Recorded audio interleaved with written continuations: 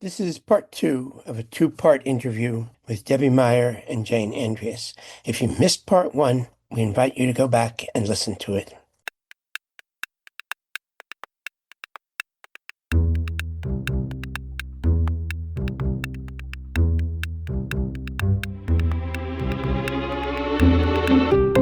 I'm Amy Halpern-Laff. And I'm John Moscow. Welcome to Ethical Schools. Debbie Meier is the founder of the Central Park East Schools, among others, and a MacArthur Foundation Genius Award winner. Jane Andrias was art teacher and principal at Central Park East 1 and has been an independent educational consultant for teachers, principals, and parents. Debbie, as an involved parent, what I found was that those on the PTA and the PTO and the various governing boards were parents with social capital and also parents with the time and the freedom to be engaged that way. How did you? Yes, absolutely. And that was troubling to us. In Mission Hill, we had white children, but not a relatively small number. And we noticed that when they elected, had the parent election for the governing board, that most of the people who were elected were white. They were maybe 20% of the school population. And you're right, it's because they came from a different kind of background in relationship to their power, plus the fact that they had the time and the resources to attend and be active. So they came up with a rule that at least, I think it was maybe half, at least, I can't remember exactly, but something like that whites couldn't be more than half of, they were electing 5 people. Each group elected 5. At least 3 of them had to be members of either Black or Latino. When I became the director of CPE, I thought it was going to be for a year because the principal went on sabbatical. I think I was the only one in New York who thought it was going to be for a year. So when I was actually installed as the director, there were a number of parents who objected to my being the director. Not because they didn't like me, they knew me as the art teacher. You know, I was the only art teacher, so that was it. But they wanted a person of color. And nobody on our staff was willing to take the position. At that point, you didn't have to have a supervisory license, so anyone could have done it. Nobody wanted to do it, and I didn't either, but then I ultimately agreed. They went to the superintendent, who was the first woman superintendent in District 4, starting the same year as I. And she asked to hold a meeting in our school in what was called our office, although it wasn't just my office. And she said, I don't know how Jane is sitting here so calmly and nicely. If I were here among all the men who might have objected to my being the superintendent, I don't know how I would have reacted. She was a Latino woman. And the parents we ended up having a very good conversation. However, where that left us, we had always had white women as the head of the PTA. And at this point, I said, well, why don't we change the demographics of the Parents Association? Why don't we change it somehow? And they did. And it became much more diverse. And we also started to have, when we had a parent meeting on Tuesday night, we also had it on Wednesday morning. We tried to find times that everybody could come. And I asked them to help.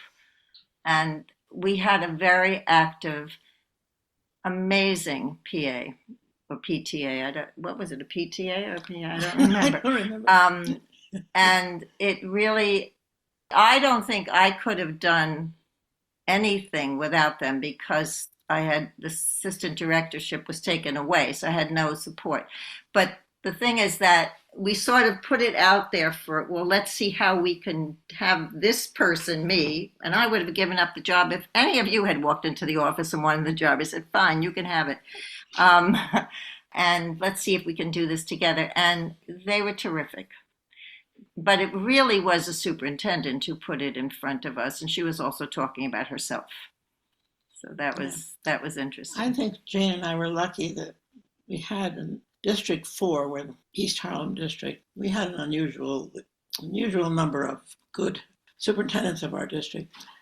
I don't know that it's how long it has. It's also a small district. It's a relatively small district, right?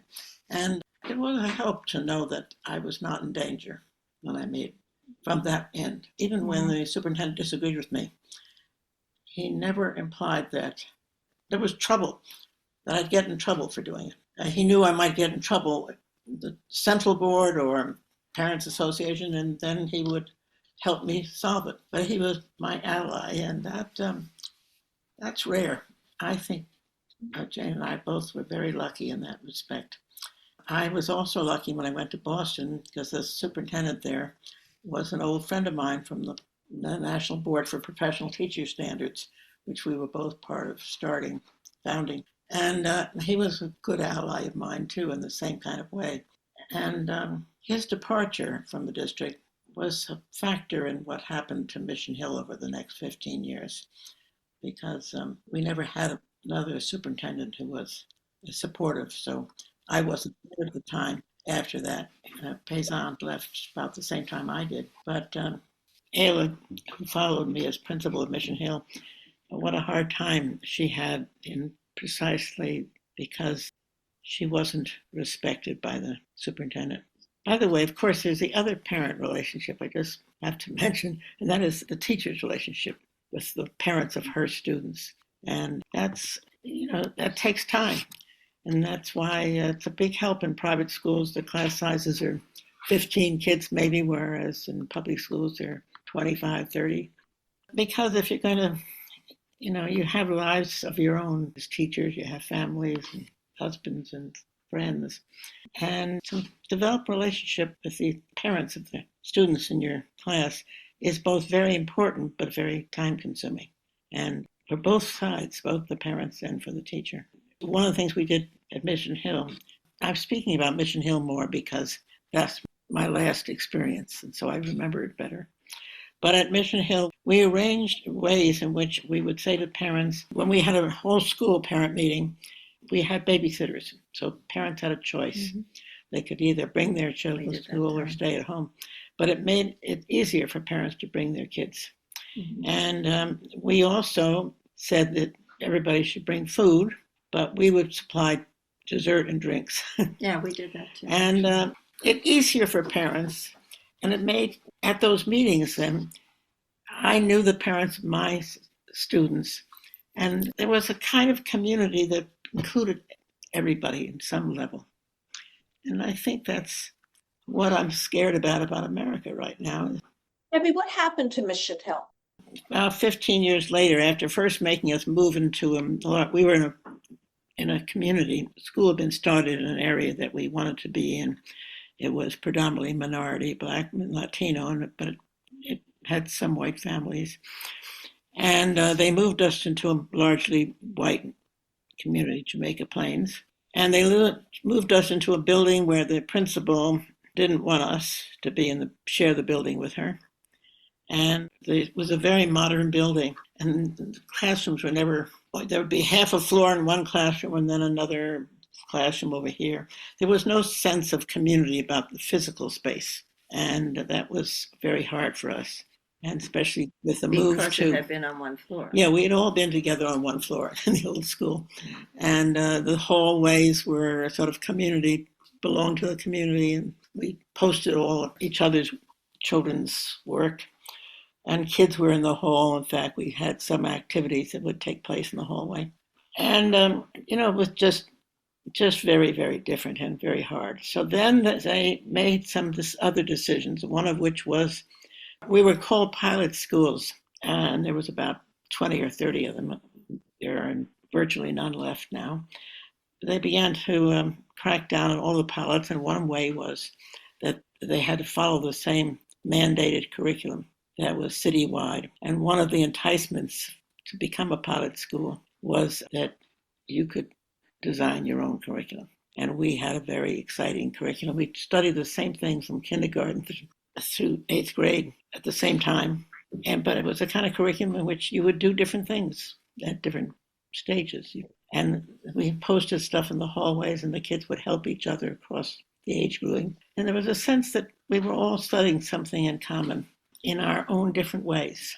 And the they didn't realize the extent to which that curriculum was designed, and the curriculum decisions were designed around the school's philosophy and to the standard curriculum.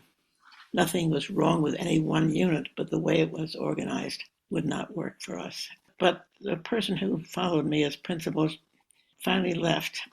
She retired, but very sadly. I mean, she felt she was being pushed out. And the two teachers, as teachers, became co-principals. And we had the union support to do that. And anyway, they were harassed so much on the next year or two. Very badly harassed. And then they sent some investigators in right after when the kids came back from the, when they were school was closed. Summer vacation? No, disease. Oh, COVID. The COVID thing.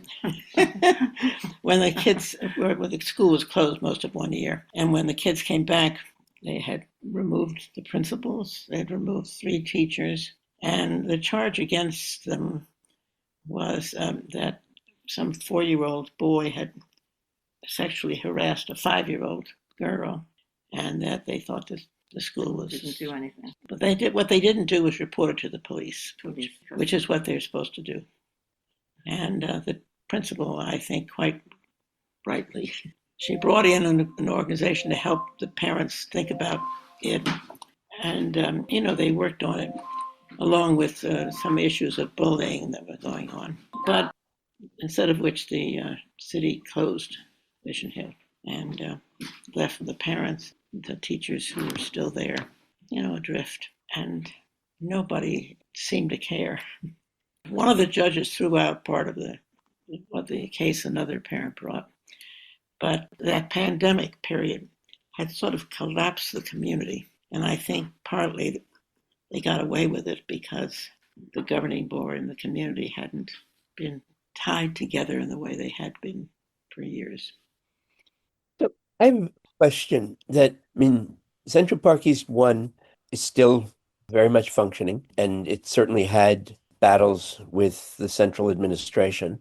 And the secondary school, and now as you're describing, Mission Hill, don't exist in the same form that they did or don't exist. Mm-hmm. Do you have thoughts on, is it just chance that innovative, creative, democratic schools survive? Or is there any advice that you can give to people who are trying to do the same thing, recognizing that obviously, there's no magic formula?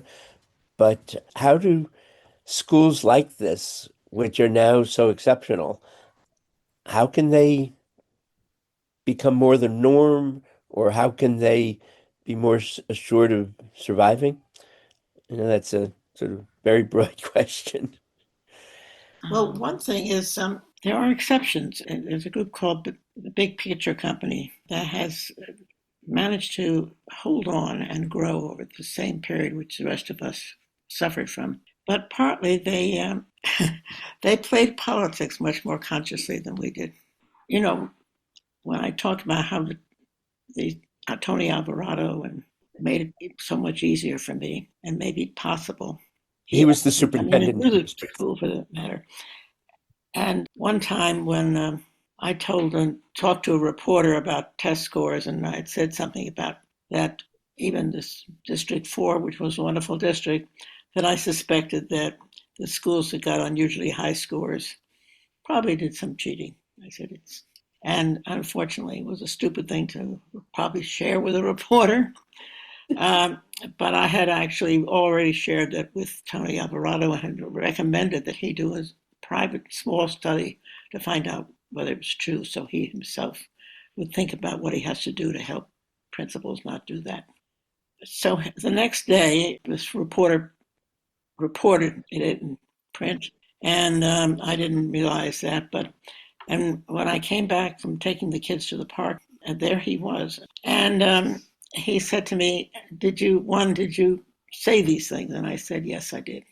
And he said, well, okay, I wish you hadn't, but you warned me, and don't worry about it. And I was very grateful. And then he called me a few days later and said, would I come to the school board was having a party at somebody's house, would I come as his guest? And I said yes. I understood what he was doing. He was making sure the school board knew that he supported me, that they would not try to take revenge. You know, you need that kind of security. So what else can give you that if you don't have a friendly superintendent? I think that part of the problem at Mission Hill was also that the governing board during the last few years lost its sense of power and they hadn't been together for a long time. I think we lost something during that pandemic period that meant that the school didn't really organize itself and its allies. Two of its strongest political allies had died in the previous few years. That didn't help.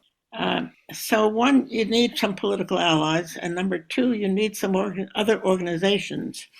We created one in New York City, but didn't survive, called the Center for Collaborative Education, precisely to do the political work for the schools like Central Park East, saying, we need someone to be paying attention to the political situation. And you can't expect us to be doing our fighting in our schools to keep them strong and also worrying about what the state legislature might do. And that, I think, helped us for a while in New York. And unfortunately, we lost it. I can't remember. But I think schools have survived. It doesn't mean they are the same as they were before.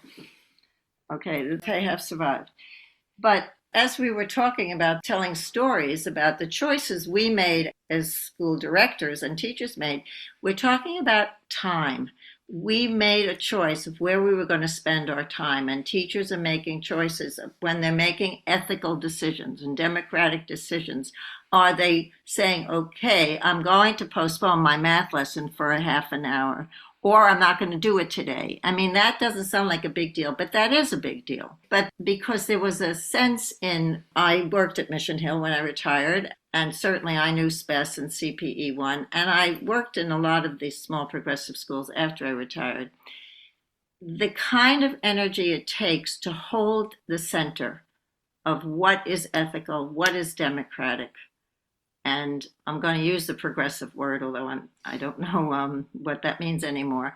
But that takes a lot of time and energy and effort. And if the core isn't held tightly, and there are, people, I'm sitting here looking at the way a flower grows, and it's not going to stay together if it doesn't have the core.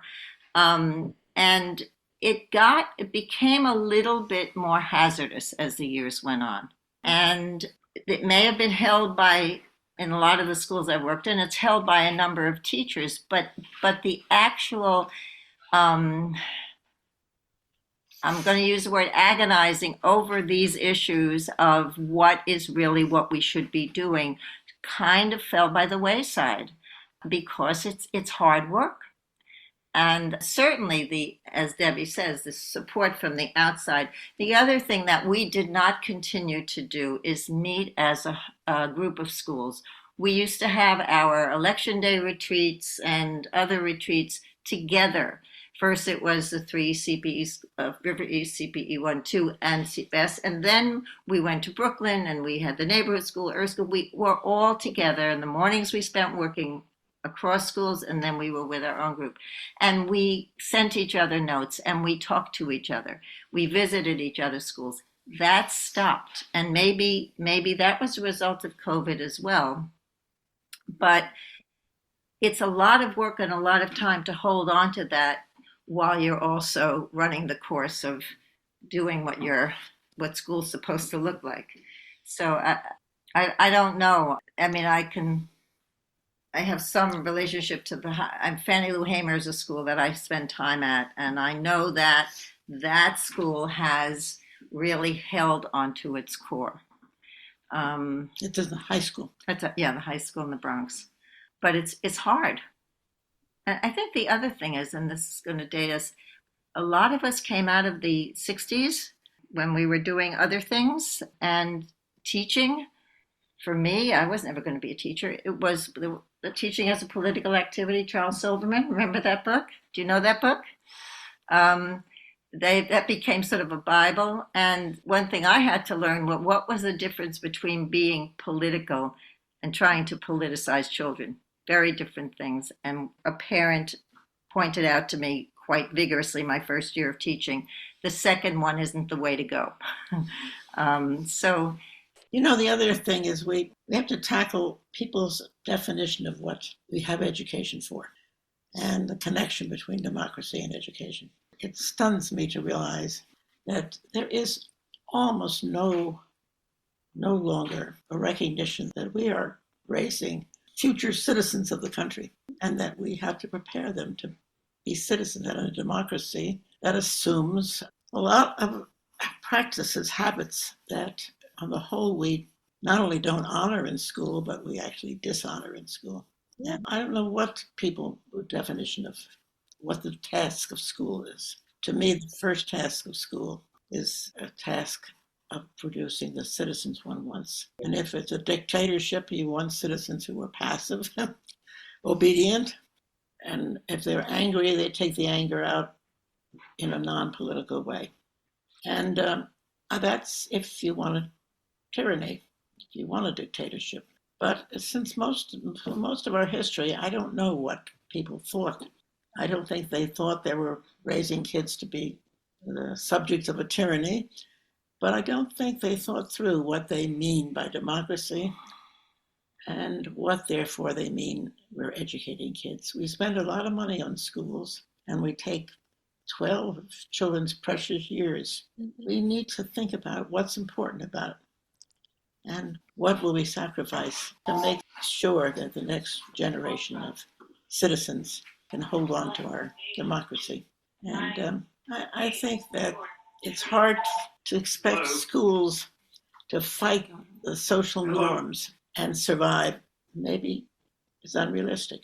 Maybe we have to fight out the question of how important is democracy to us and what are the habits of mind and heart that are essential to democracy. And I think habits of action too, right? I mean, we know that a successful democracy requires an engaged citizenry, right?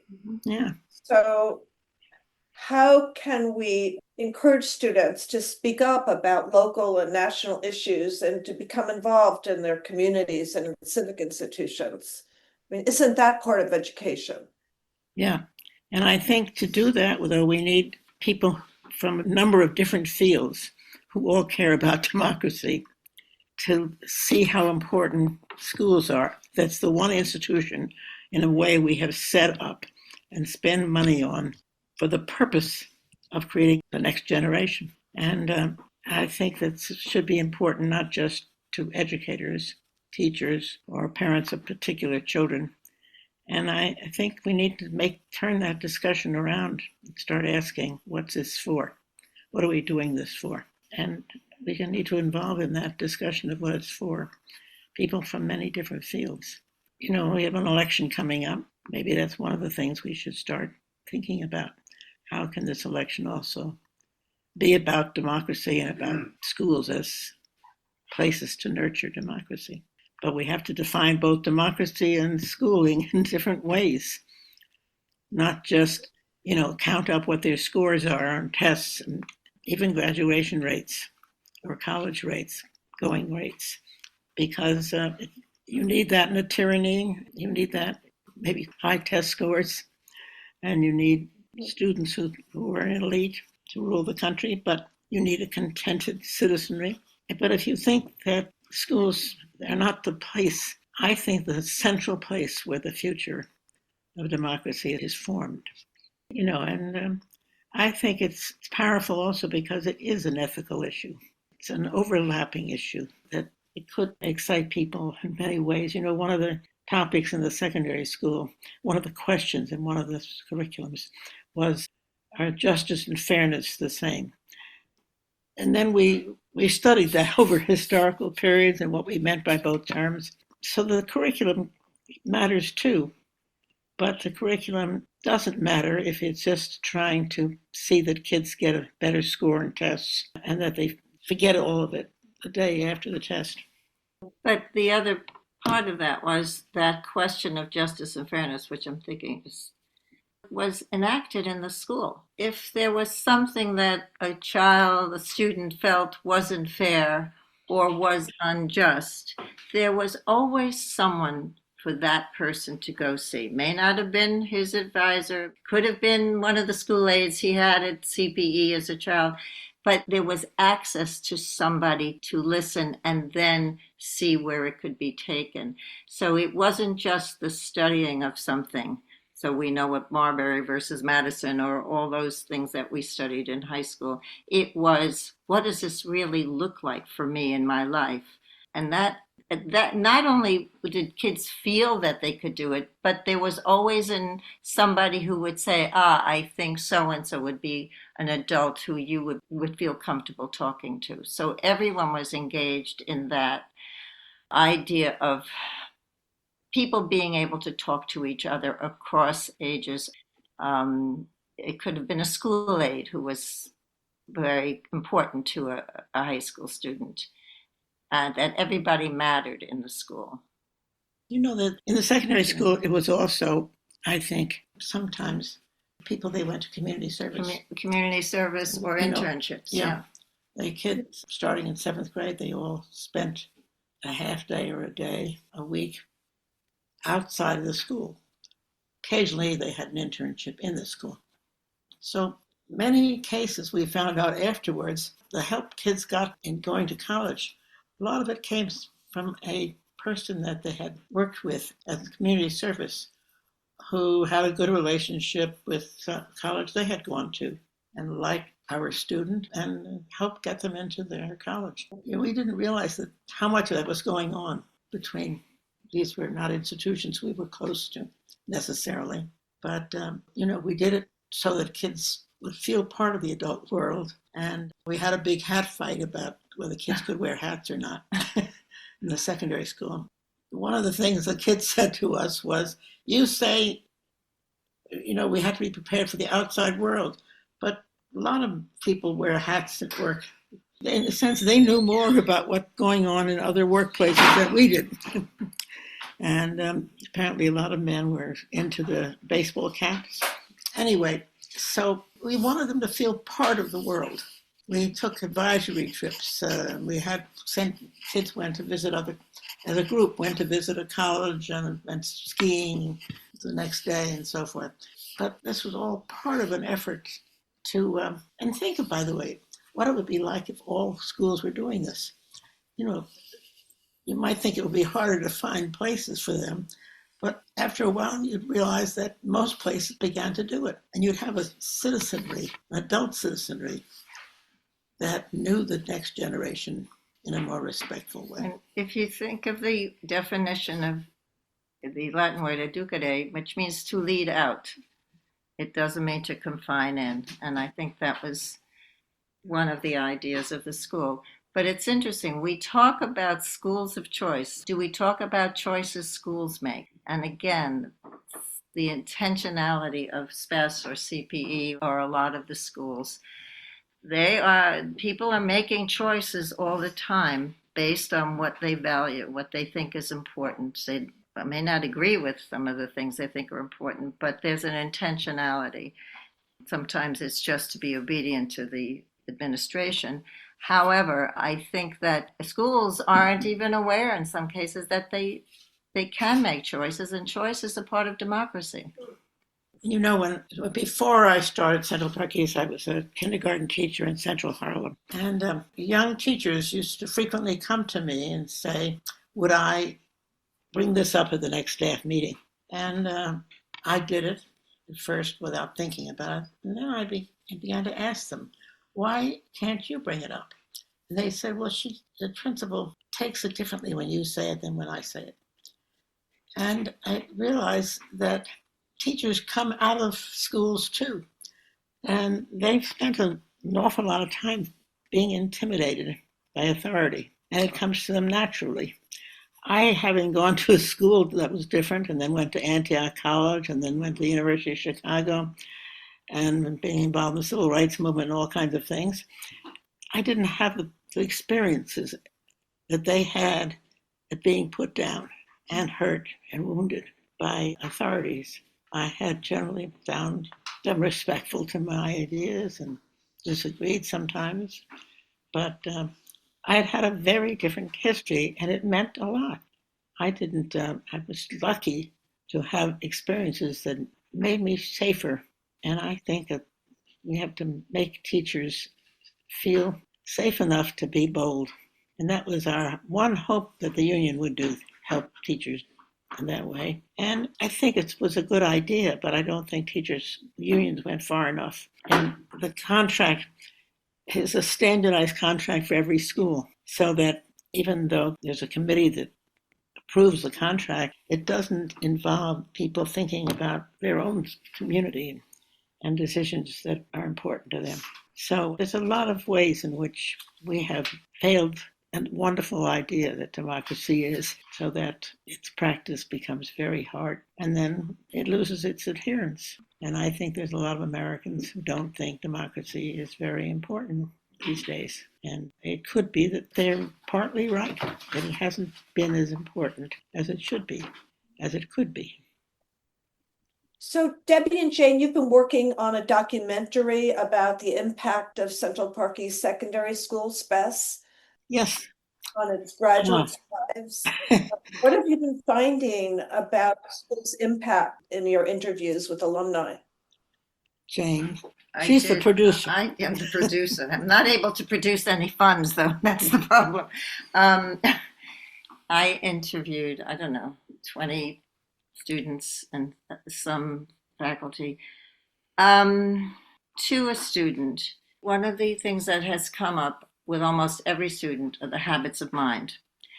And not only as they were in the school, because they said every place you look, they were listed, talking about how they are with their own children, talking about how they inform their lives in their work or in the choices they make in their non-professional lives. The integrity they have and the respect they have for themselves in what they are doing in terms of earning a living. Some couple of them are doormen, and they've been in the same building for 35 years. They are in the union. They feel very good about themselves. And one of them said, "You always said I was good with people, Jane. And who would we rather have open a door for you when you come home tired at the end of the day?"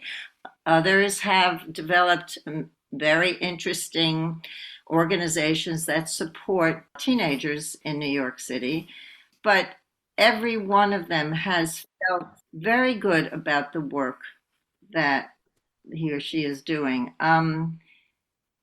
Relationships, maintaining relationships with some of their teachers, certainly with each other, and knowing how to be in relationships with those who they come in contact with in their work and their life. I can go on forever. It started with a class reunion, that the students had organized. The year before COVID, or the summer before COVID. The students organized it. Debbie and I went. And when we left, I said, we got to get these voices. They're amazing. Because they wanted to know about us, too. They wanted to know what we were doing, how our kids were, whatever they knew about us. And the sense that this wasn't at anyone at the film, but it's an event I went to where there were several students from CPE who hadn't gone to CPESS who said, and this was true for these students, that they felt that they matter. And it's amazing how everybody said that in one way or another. And in one case, one of the students who I knew very well, and I asked him who he voted for. He happened to be in New York. And he said, and then he said, "I can't lie to you, Jane. I voted for Trump."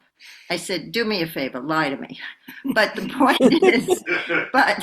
point is, he could talk to me about it because he knew I was going to listen to him, because that was his experience at the school. Therefore, he could engage in conversations with people with whom he didn't agree. And this was a kid who, if he didn't go to CPESS, I don't know where he would have ended up. So the interviews are incredible. We are at a standstill right now. And I think one of the other is the relationships between students. One student saying, I could have gone to one of the other maybe more competitive high schools. My parents wanted me at CPESS. He was the first year student. He said I would have never met my best friend because my best friend came from that neighborhood, and I learned about people in a whole different way. And they are still best friends. And they know a lot about each other. They're in touch with each other. And And the teachers in school, I don't know whether we've interviewed them now, just, but I somewhat crippled these days, so I spend all my time up here in the country, and people visit me, including former teachers, and it's wonderful. But what they impresses me is how they look upon the years which they taught with us as golden years. The school was intellectually, emotionally, and socially a powerful community. And, I became a kindergarten teacher, and this was the last thing in the world I thought I would ever do when I was younger, be a kindergarten teacher. Absolutely would be unthinkable. But I found the kindergarten children, because there was very little pressure in those days about what you did in kindergarten, and nobody noticed them. So we could do whatever we wanted together. And I found them so smart, thoughtful, and interesting that it restored my faith in the possibilities of democracy. Because one of the things that people argue against democracy is they say that all kinds of people, Black and Latino, and used to say women, were not fully capable of serious thought, of intellectual experiences, of thinking about difficult things. They don't even have language. I was told that so many times in my teacher education courses that certain language abilities don't exist among Black and poor children because there is no language at home. And I knew, since I lived in an integrated neighborhood and I had a certain family history, I knew that was nonsense. But I was so impressed with what kids talked about and said. I'm reading to them about the first man on the moon, and when they got to the moon, the newspaper accounts said they looked up in the sky and saw the Earth. And I said, wait a minute, they went up to the moon so they'd look down to see the Earth. And some little girl says, Mrs. Meier? And I said, yes. If you look down, you just see your feet. And it was a breakthrough for me intellectually. I became fascinated by that realization that up and down have different meanings in different any case. And the kids got very excited too about talking about up and down suddenly, and thinking of what down is when you're here versus there. Anyway, I just think we underestimate the potential that's there. And so it's kind of frustrating because we don't spend enough money in schools. And we know, by the way, this kind of education works because the rich have been doing it forever for their children. I mean, ethical culture was not a cheap school. And practically all the private schools in New York, which charge $50,000, $60,000 a year to go to school, they practically all have claimed to be progressive, and in some ways are. And the tone of mutual respect is much greater, and even respect for teachers as professionals in private schools. But I'm thinking we know it works. I do want to say that we didn't have money at CPESS and at CPE, believe me. No. And I'm not suggesting we shouldn't have more money, but it's not necessarily the monetary capital, it's the human capital. And I think that's because you can have a lot of money in a school and not have an ethical, democratic, decent place and respectful. And so I think I'm even thinking of parents who are still in touch with teachers.